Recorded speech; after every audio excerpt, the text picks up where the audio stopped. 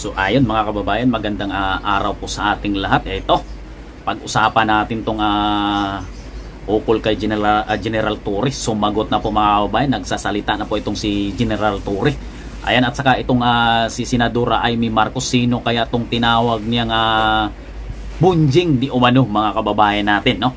At itong pahayag ni Senador Chis Escudero ukol dito sa mga kontraktor, pag hindi daw ito sumipot, hindi daw siya mag-atubiling pirmahan yung warrant of arrest para sa kanila.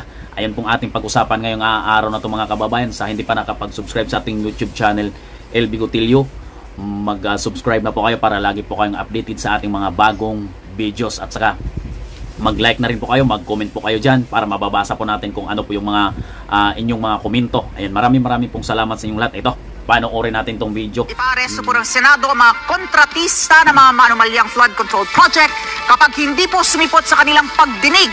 Ilang senador naman po ang kumpinsidong malawak ang sindikato sa mga flood control project at posibleng umunong nagsasabuatan ito pong mga kontratista at ilang kongresista sa pagkuha ng mga proyekto sa gobyerno. Ako, iyon ang sinasabi natin eh.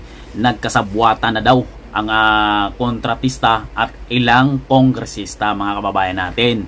Kaya itong si Senador Chis Escudero ipapatawag po sa Blue Ribbon Committee itong mga kontratista. Yan. Hindi nga nila susundin ang sapina ng Senado. Ang susunod na doon ay arrest warrant. Yan ang banta ni Senate President Francis Escudero sa mga kontratista ng mga nakukusyong flood control projects kapag inisnab ang susunod na investigasyon ng Senate Blue Ribbon Committee sa September 1. Ayon kay Escudero, hindi siya mangingiming pirmahan ang arrest warrant laban sa mga contractors na ipinasampina ng Senado. Alinsunod niya sa rules ng Senado, maaring ipaaresto ang mga ipinatawag na resource person na tatangging sumipot sa mga investigasyon. Kinakailangan bigyang linaw nila itong bagay na ito. Kung hindi nga nila susundin ang sapina ng Senado, ang susunod na doon ay arrest warrant. Ay, hindi ako mag-aatubiling pirmahan kung hindi sila pupunta at magpapakita dito sa patawag ng Senado. Proseso. Arrest warrant ang kasunod pag hindi po kayo sumipot sa patawag ng Senado sa Blue Ribbon Committee ni Senador Rodante Marcolita mga kababayan. Ang Senado ay susundan at susunurin namin sino man ang nababanggit doon. So sabihin na ito na sana galangin nila kasi nakalagay naman doon under pain or penalty of law.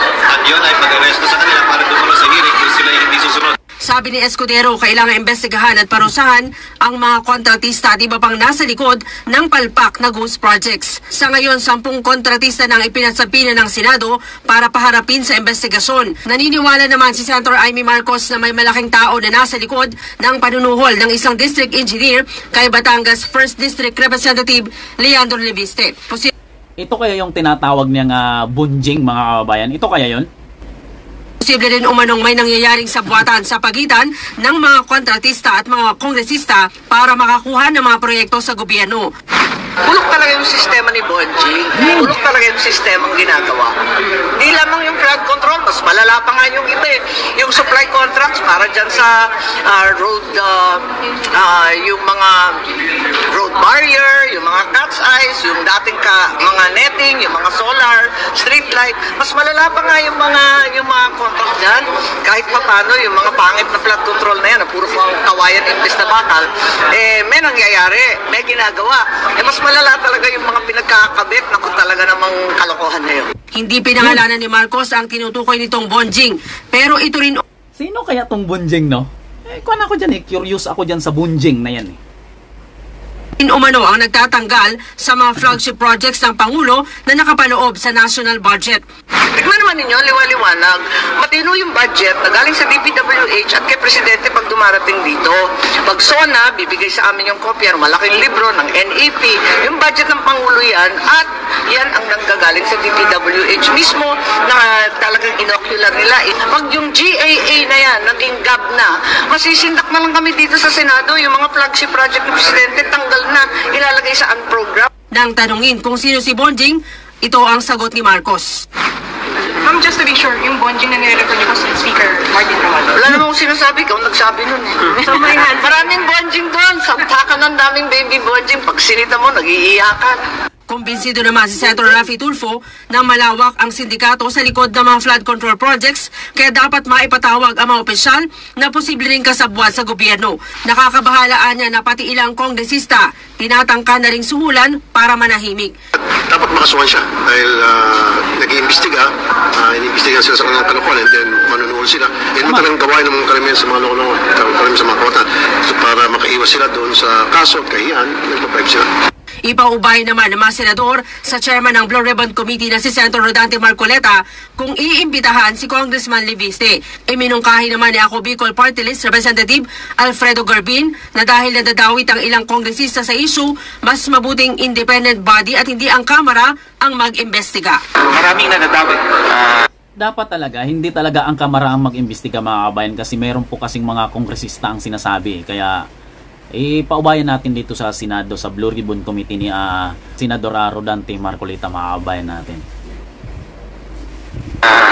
In the House members, that how can we investigate ourselves if some of our members are alluded to and they said regularity. So, and I also adopt that an independent body should be constituted to investigate this alleged anomaly. Tama. Ito.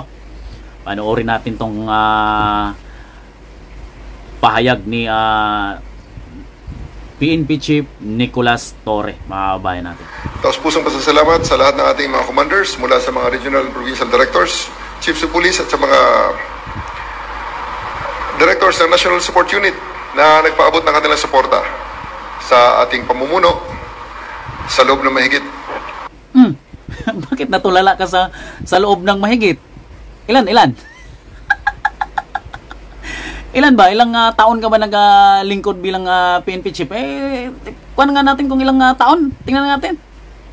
2 buwan na panunungkulan ko bilang chief ng Philippine National Police.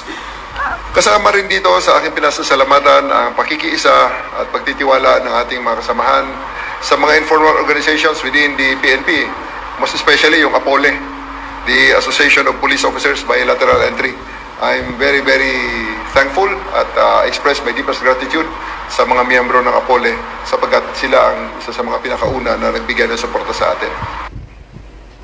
Bigla siyang huminto doon sa kanya sinasabi sa pasasalamat niya kung ilang, akala ko taon siya nagsiservisyo bilang PNP chief, 2 buwan lang naman pala.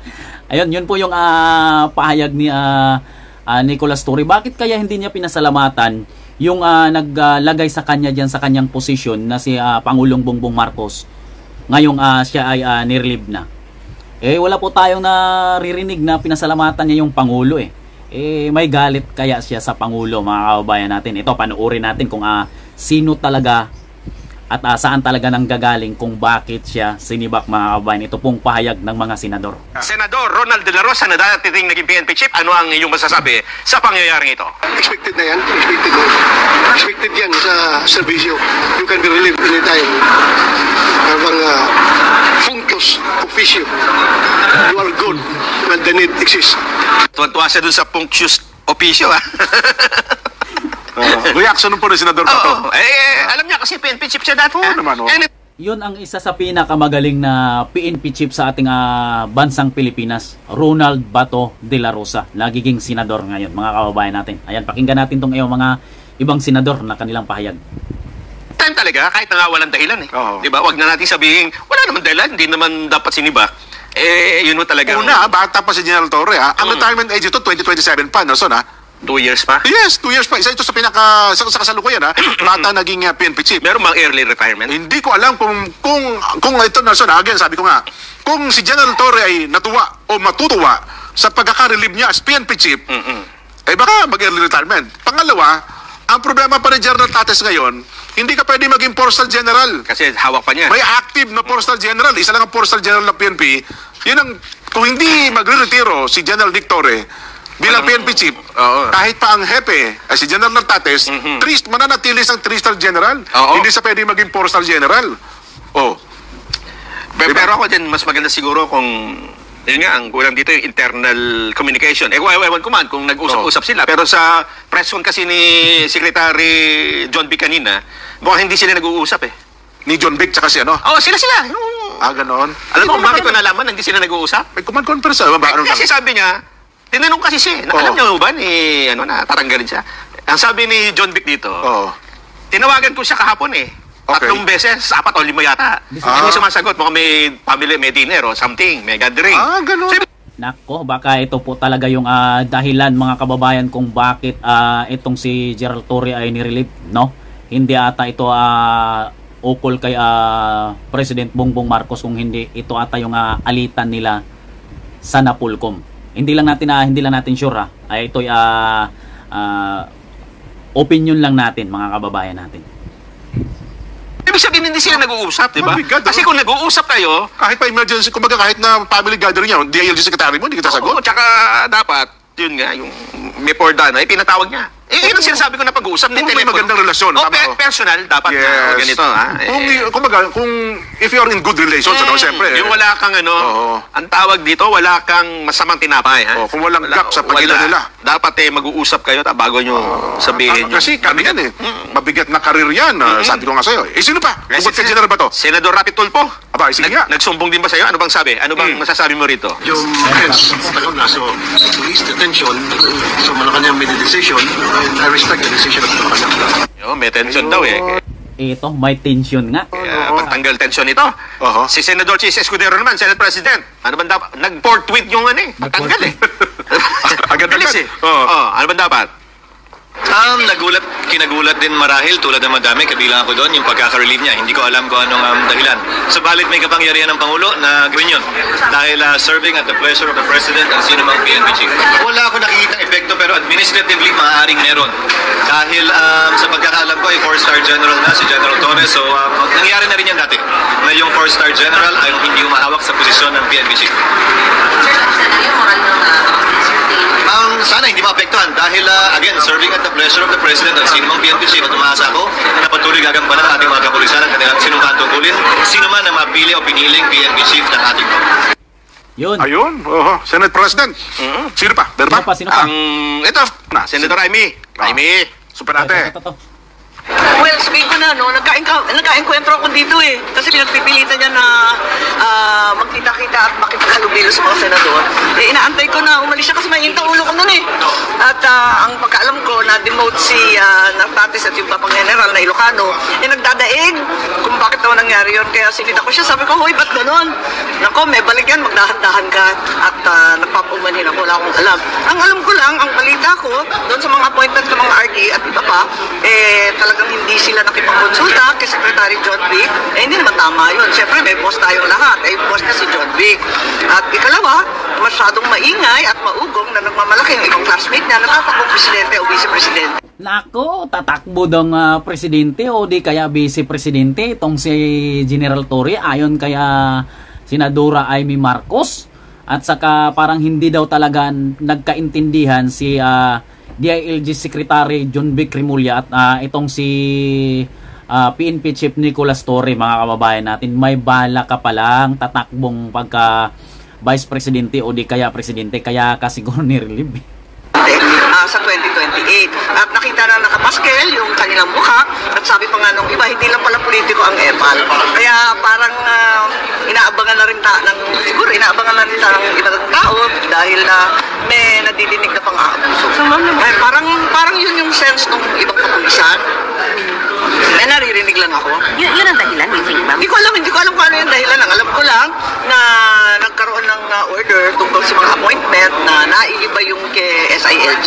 Hindi naman maaaring gano'n. Dapat naman talagang magkasundo sila. Nakakahiya naging publiko pa yung alitan nila. Hindi tama. Do you find it disturbing yung parang sabi niyo, ma'am, pamumulitika po? Ibig sabihin, may alitan talaga si DILG Secretary at sakang itong si PNP Chief, mga kababayan. Ayon po kay Ma'am Amy Marcos, ewan ko kung anong marathon yung tinatakbuhan nila. Marami sila masyado. Yun. Ayun. Maganda yung pising ni Senator. Rosy Chicks, ano? Anyway. Dito sa sinabi ni Senator Amy, mas maintindihan mo na, di ba? Na ang pangyayari dito ay this is not between Torre and the President. Di ba? Ang kwento dito ni Senator Amy, this is between Torre and John Vic. John Vic. Diba? Parang ang sinasabi niya rito, si John Vic, meron siyang gustong mga ilagay. Oho. Di ba? Kasi ang choice talaga, anong balita ko naman talaga, ang choice si John Vic, si Nartates. Oo. Yun. Kaya ang problema, yung choice niya ay inilipat sa malayo. Di ba? Yun na nga. So talagang Clash of the Titans ito, parang... Talagang inihihiwalay, yun. Oo, parang sinasabi nyo, ako ang PNP chief dito, dapat ako masunod.